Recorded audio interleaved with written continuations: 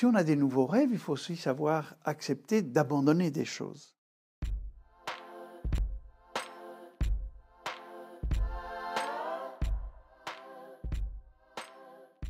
Ce sont souvent des gens qui sont en train de se remettre en question.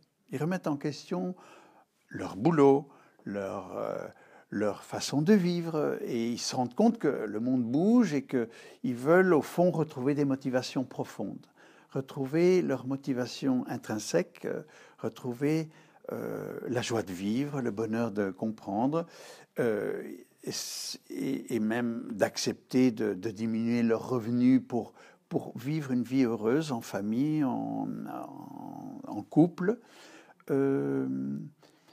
Les difficultés que ces gens-là ont, d'abord, ils sont dans une dynamique positive, ils veulent changer, ils veulent faire quelque chose, mais eux-mêmes doivent aussi se rendre compte de leurs propres limites, de ce que j'appellerais voir un peu si leurs motivations sont vraiment profondes, s'ils ne sont pas des motivations, vous savez, des motivations qui sont conditionnelles, qui sont conditionnées par l'environnement, par le statut, par tout ce qui en fait n'est pas eux, hein, mais est une forme d'obligation sociale face au monde qui l'entoure.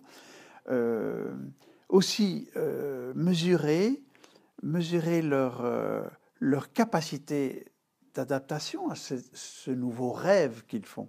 Parce que si on a des nouveaux rêves, il faut aussi savoir accepter d'abandonner des choses. Si on veut quelque chose, il faut parfois abandonner. Et est-ce qu'on est prêt à abandonner? C'est une première chose importante. Et puis, que sont-ils prêts à investir d'eux-mêmes en temps, mais surtout en transformation d'eux-mêmes, ce qu'ils sont prêts à accepter que, voilà, il y a des choses qu'il faut changer en soi, la manière de communiquer, la manière de diriger, la manière d'éduquer. Donc c'est quand même profond, une remise en question, mais positive, puisque ça va leur donner beaucoup de bien, beaucoup de plaisir par après, mais il y a un investissement personnel à faire.